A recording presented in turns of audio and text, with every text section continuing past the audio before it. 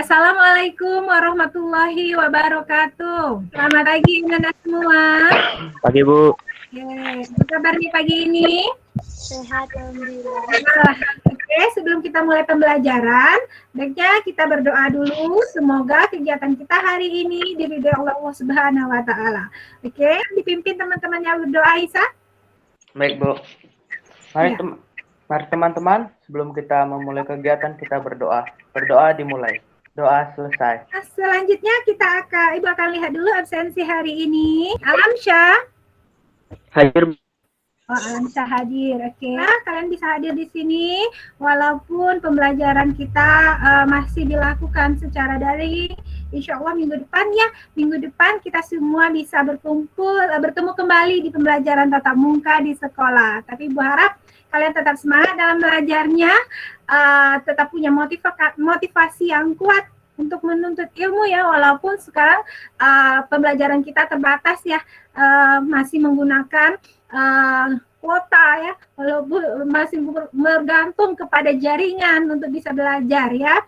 Dan juga jangan lupa tetap patuhi protokol kesehatan, kemudian tetap jaga kesehatan ya, agar kita bisa segera bertemu minggu depan di pembelajaran tatap muka di sekolah. Materi kita hari ini kita akan belajar tentang analisis konduktometri. Nah, sebelum ke analisis konduktometri, masih ingat materi kita minggu lalu tentang apa? Analisis potensiometri, Bu. Masih ingat apa prinsip dasar analisis potensiometri? Pengukuran potensial Oke, pengukuran potensial sel dari larutan dan juga reaksi redoks. Nah, minggu ini kita akan belajar analisis konduktometri yang hampir mirip ya dengan si analisis potensiometri, tapi bedanya nanti yang akan kita ukur. Kalau kemarin potensiometri kita mengukur potensial selnya, kalau minggu ini konduktometri apa ya yang akan kita ukur? Nah, itu akan kita pelajari. Dan apa prinsip dasarnya? Kita akan pelajari di sini sekarang. Oke? Baik, Ibu akan share dulu. Untuk kegiatan pembelajaran kita hari ini, yang pertama akan ada uraian materi di Google yang sekarang sedang berlangsung di Google Meet. Setelah nanti Ibu uraikan materinya, kalian akan melakukan diskusi kelompok di WA Group. Nanti kalian bikin WA Group, lalu invite Ibu ke WA Group-nya. Kemudian setelah diskusi, nanti hasil diskusi dari LKPD tersebut akan kalian presentasikan. Oke, kita kembali ke Google Meet ini. Terakhir, nanti ada tes soal-soal formatif yang harus kalian selesaikan. Kita materi hari ini adalah tentang analisis konduktometri. Analisis konduktometri ini KD 3.12 yaitu menerapkan analisis kompetensi dasarnya itu menerapkan analisis konduktometri. Pun indikator pencapaiannya nanti adalah mengungkapkan prinsip dasar analisis konduktometri. Kemudian tujuan pembelajarannya adalah pertama, siswa dapat mengemukakan prinsip dasar dari analisis konduktometri. Nah, semua kegiatan pembelajaran kita hari ini ada aspek-aspek yang akan Ibu nilai. Pertama, penilaian sikap. Penilaian sikap yang pertama yaitu disiplin. Disiplinnya apa aja? Masuk kelas tepat waktu, contohnya mengumpulkan tugasnya tepat waktu. Tuh, penilaian di sini gambar apa? Coba, apa yang kalian lihat dari gambar yang ada di layar sekarang? Korban banjir yang tersengat listrik. Kira menurut kalian itu kenapa bisa terjadi? karena di dalam itu mengandung yaitu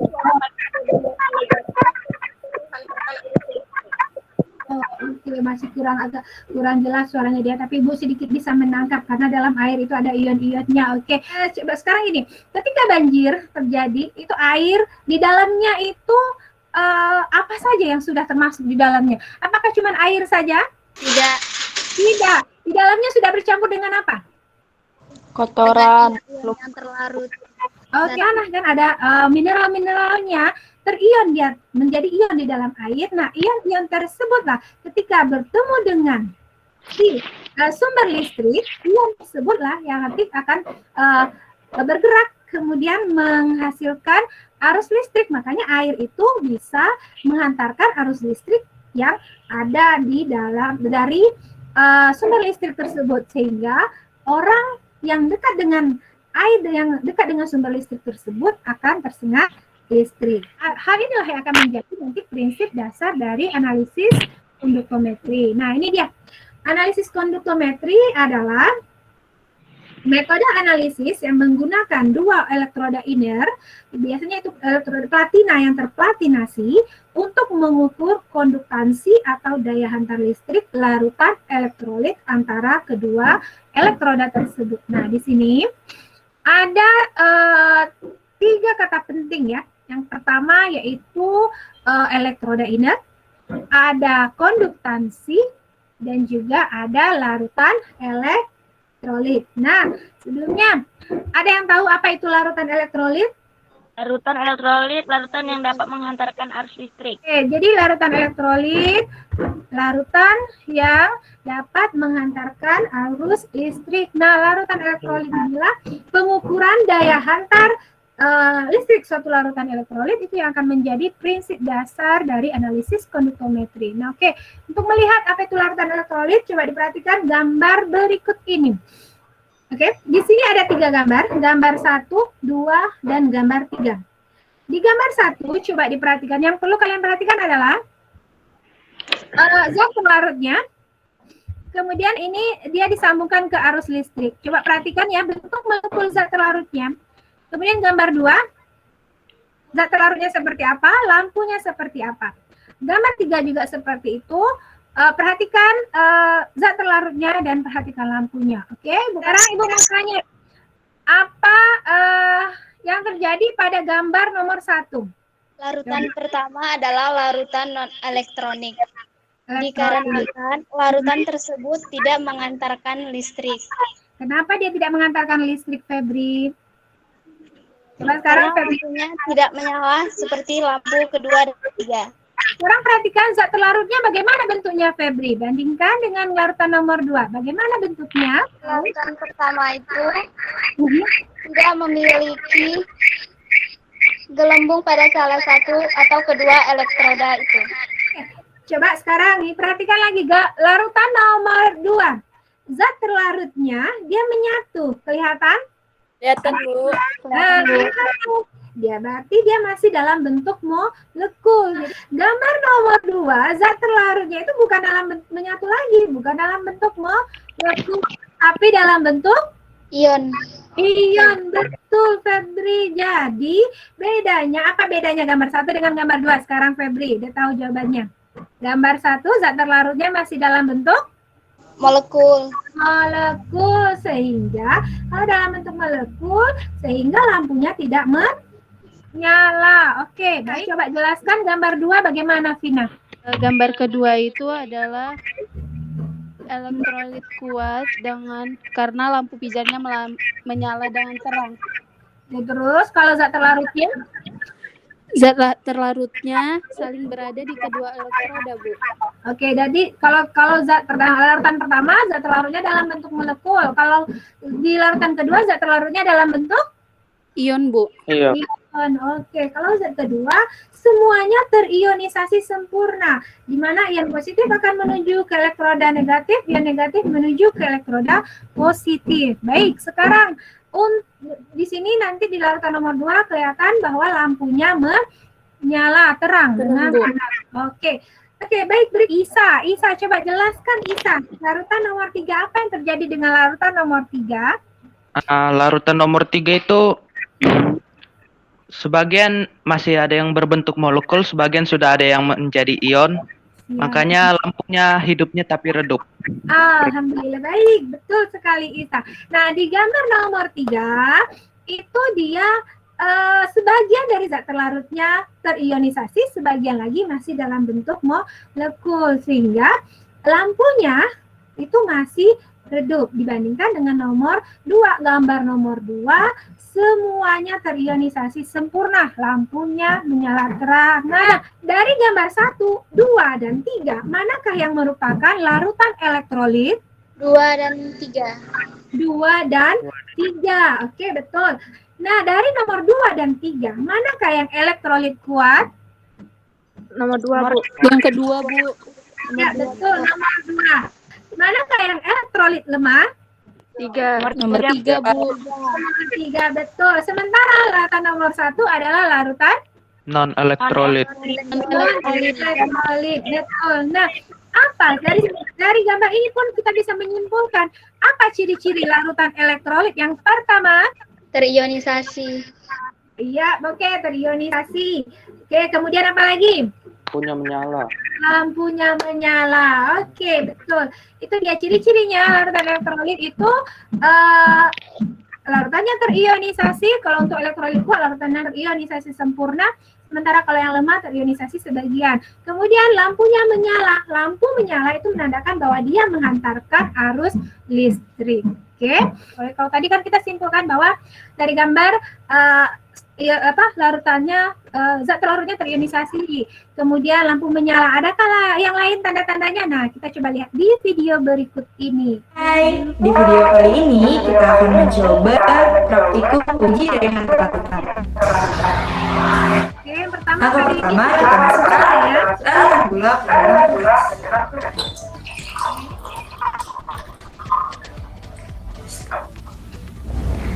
Hasilnya tidak terdapat gelembung dan lampu tidak menyala. Banyak gelembung gas dan lampu menyala terang. di praktikum ini apa yang bisa kalian simpulkan? Apa lagi ciri-ciri larutan elektrolit? Adanya gelembung ya, Bu. Oh, betul Andini, adanya gelembung gas. Jadi kalau semakin banyak gelembung gasnya berarti semakin kuat elektrolitnya. Kalau semakin lemah, semakin sedikit berarti semakin lemah. Semakin lemah, betul sekali. Mengapa larutan elektrolit bisa menghantarkan arus listrik? Nah, untuk itu kalian perhatikan gambar di bawah ini. Tadi sudah kita bahas di sebelumnya. Kalau larutan elektrolit dia akan zat terlarutnya akan Terionisasi. terionisasi. Sementara kalau non elektrolit dia masih dalam bentuk Molekul. karena di ion-ion tersebut dia membawa muatan. Oke. Sementara di larutan non elektrolit dia masih tetap berbentuk molekul. Tidak ada muatan yang bergerak bebas sehingga dia tidak bisa menghantarkan arus listrik. Oke. Contoh larutan elektrolit kuat di modul juga ada ya, NaCl, KCl, H2SO4, HNO3.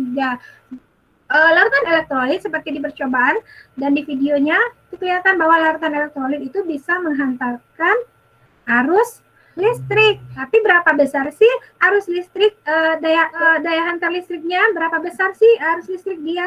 Nah, itu bisa diukur dengan suatu alat yang namanya adalah konduktometer.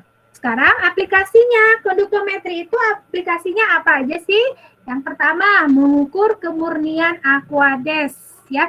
Di Aquades itu murni atau tidak? Apakah dia ada zat-zat terlarut di dalamnya atau tidak? Kemudian berikutnya penentuan baku mutu air minum. Nah, untuk menguji kandungan mineral-mineral atau zat terlarut di dalamnya sesuai dengan standar yang ada itu bisa dipergunakan konduktometer. Sekarang sih biasanya kalau di industri ya sudah untuk pengujian baku mutu air minum itu lebih gampang, lebih efisien, lebih menyingkat waktu, itu pakai namanya spektrofotometri UV vis. Nah, selain itu juga bisa digunakan untuk menentukan titik akhir titrasi ketika tidak adanya indikator. Untuk selanjutnya kalian akan mengerjakan LKPD yang sudah Ibu share barengan dengan modul di Google Classroom-nya. Untuk mengerjakan LKPD ini, kalian akan Ibu bagi ke dalam 4 kelompok. Kelompoknya, kelompok 1, Adinda Agustin, Alamsyah, Alam Budi Kusuma, dan Andini Faradila. Oke, silakan berdiskusi di kelompok masing-masing. Jangan lupa add Ibu ke WA-nya. Oke, selesai? Sudah, Bu. Oke. Kelompok 3, coba presentasikan hasil diskusinya. Baik, Assalamualaikum warahmatullahi wabarakatuh. Waalaikumsalam warahmatullahi wabarakatuh. Jadi di sini saya akan membacakan LKPD yang sudah saya dan kelompok saya kerjakan. Jadi bila ada kelompok yang jawabannya nggak sama bisa didiskusikan. Nomor 1, daya hantar atau konduktif adalah ukuran seberapa kuat suatu larutan dapat menghantarkan listrik. Kan, oke Bu. Nomor 3 itu data. Dalam larutan terionisasi sempurna, itu termasuk elektrolit kuat. Mhm. Derajat ionisasi kurang dari 1 itu non-elektrolit. Oke. AlCl3 itu termasuk elektrolit kuat. Oke. Dan C2H5OH itu termasuk non-elektrolit. Kalau kurang dari 1 itu non elektrolit apa elektrolit ya kira-kira? Elektrolit lemah, Bu. Ah, betul Isa. Kalau yang non elektrolit itu daya antar listriknya berapa kira-kira? Tidak ada, Bu. Nggak ada. Kalau yang non elektrolit itu daya antar listriknya 0. Sementara kalau yang elektrolit kuat itu mendekati 1 atau bisa dari 1. Oke? 1 NaCl atau natrium klorida 0,1 mol kurang dari NaCl 1 mol. 1 molar itu sayang. 1 1 molar. molar. Oke. Lanjut. Ada yang mau menanggapi itu?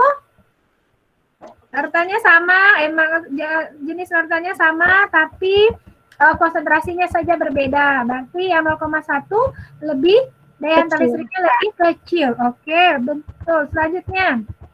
Nomor 3, H2SO4 1 molar sama dengan H2PO3 1 molar.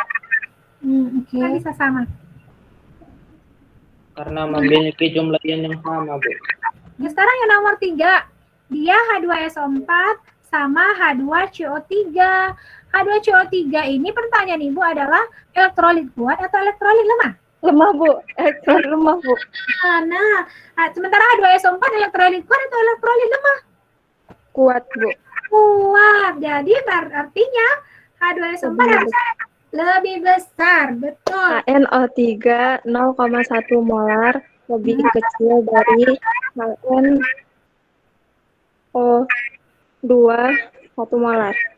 Sekarang Ibu bertanya, HNO3 elektrolit kuat atau elektrolit lemah? Coba dibuka modulnya. Kuat. Elektrolit? Kuat. Kuat. Sementara HNO2? Lemah. Nah, bagaimana kesimpulannya harusnya Isa? Lebih besar. Lebih Besar. Oke? Berarti tetap lebih besar ya, Bu, walaupun jumlah itu Iya. beda.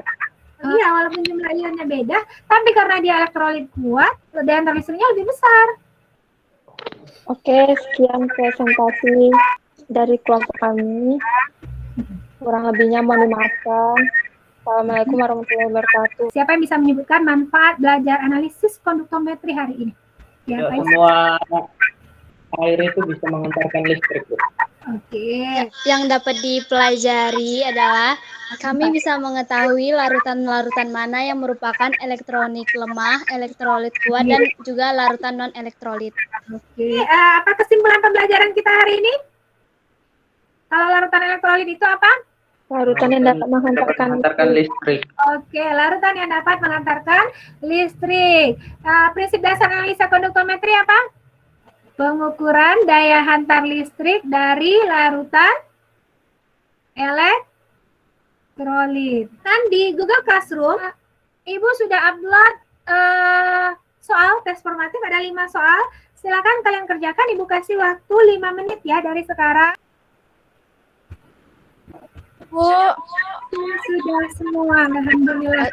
Oke, hasilnya bagus. Nanti soal rata-rata semua bisa menjawab nih. 4 soalnya betul, berarti oke. Baik. Oke, untuk pembelajaran hari ini Ibu rasa cukup sekian.